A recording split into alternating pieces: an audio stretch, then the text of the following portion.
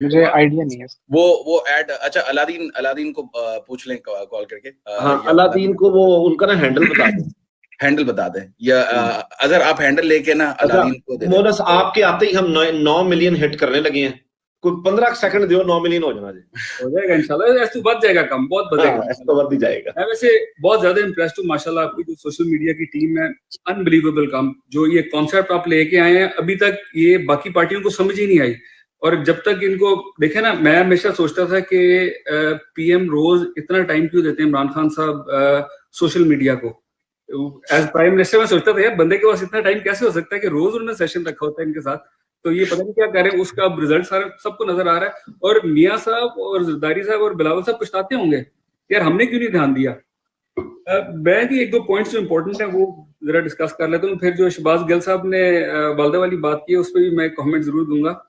But एक जो इस वक्त मिसकंसेप्शन फैलाया जा रहा है नून लीग की तरफ से, पीपल्स पार्टी की तरफ से, और स्पेशली जो इनके स्पॉन्सर्ड या इनके हमायती जर्नलिस्ट हैं, वो सारे ये कह रहे हैं जी कि अगर इमरान खान साहब आ गए तो उन्होंने फांसियां देनी है, उन्होंने छोड़ना नहीं है, उन्होंने ये कर देना, उन्हें वो कर देना है, जो कि मैं समझता हूँ बिल्कुल गलत है। क्योंकि मुझे याद है आखिरी दिनों में जब मैं खान साहब से मुलाकात हुई थी तो उनसे मेरी बात हुई। मैंने कहा सर कोई है चांस ये बड़ी वर्दी वालों से सुलह हो जाए हमारी?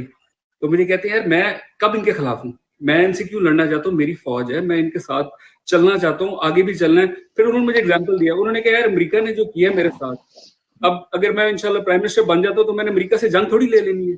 तो ये बहुत पॉजिटिव सोच है, और ये जितना मर्जी कर लें, इस वक्त इनको डर सिर्फ इस चीज का है कि जो जो ज्यादतियां की हैं, अब गिल्ट इतनी ज्यादा है उनको, और इनको डर है कि इन ज्यादतियों का लोगों ने बदला तो लेना है।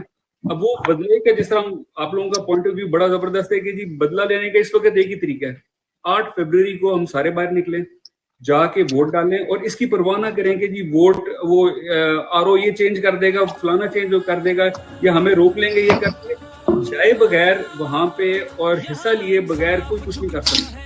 अगर आप घर पे ही बैठ के हम सोचते रहेंगे सारे के जी के वो खुद ब खुद पढ़ जाए, खुद ब खुद नहीं पढ़ना, सारे का सारा टेम्पो माहौल जो बनाया गया है, ये फलाना सेक्शन लगा दिया है, फलाना कर दिया, फलाना कर दिया, ये सिर्फ इसलिए किया है इन्होंने कि लोगों में इतना खौफ फैल जाए कि ये उस दिन जाके वोट ही ना डालें। मैं आपको एग्जांपल देता हूँ, गुजरात में इन्होंने क्या किया। अब गुजरातियों का ना माइंडसेट बड़ा डिफरेंट किस्म का होता है।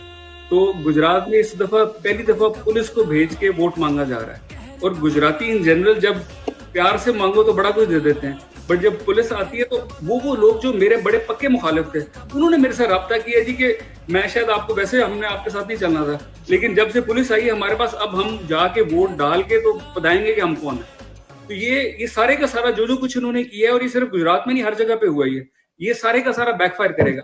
लेकिन इंश्योर करना वो अब हमारा काम है कि 8 फरवरी को सारे निकल के वोट डालें।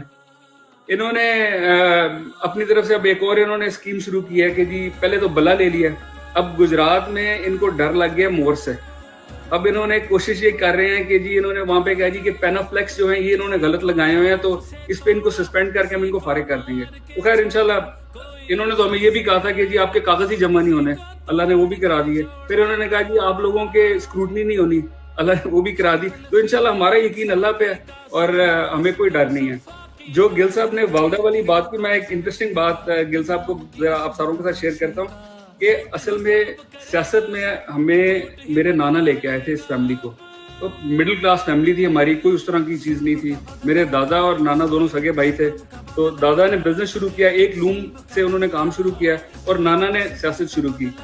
तो 77 में जब भुट्टो साहब के खिलाफ सारी मुहिम वगैरह चली, वो टाइम था जब मेरी वालदा पहली दफ़ा निकली थी बाहर, और वो इतनी सक्सेसफुल थी। उमर अयूब साहब की वालदा के साथ भी उन्होंने जाके पेशावर में स्पीचेस की, और वो इतनी सक्सेसफुल थी कि उस टाइम पे जितने पीएनए के मेंबर्स थे वो आके मेरे नाना को कहते थे जी कि आपकी जो बेटी है कैसर लाई, उनको लेके आए सियासत में। और मेरे पुराने मुलाजिम मुझे बताते थे कि मेरे नाना उनको बिठाते थे मीटिंग्स में, शुजात साहब और परवेज साहब पर्दे के पीछे खड़ा होके देखते थे कि मीटिंग में क्या हो रहा है, उनको इजाजत नहीं होती थी मीटिंग में बैठने की। तो वो अब 1977 के बाद अब निकली है पहली दफा, वो भी मजबूरी में। और मजबूरी क्या है कि एक वो और मेरी खाला सुमेरा लाई सिर्फ ये 2 औरतें रह गई हैं, बाकी कोई घर का मर्द नहीं है इस वक्त जो जाके इनकी सपोर्ट करे या हमारे साथ खड़ा है। तो और वो दोनों बहुत स्ट्रांग हैं और दोनों दिन रात मेहनत कर रही है कि जी ये और क्या कर लेंगे, जो मर्जी कर लें। तो हालांकि मेरी खाला के जो मेरा जो कजन है, मेरी खाला सुमेरा का जो बेटा है, कल पुलिस ने उसको घर के बाहर से, गुजरात वाला हमारा जो घर है, उसके घर के बाहर से उसको खींच के उसको अरेस्ट करने की कोशिश की।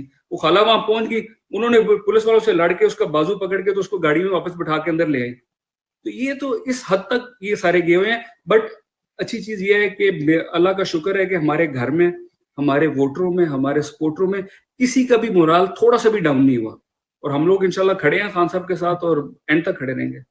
जबरदस्त है।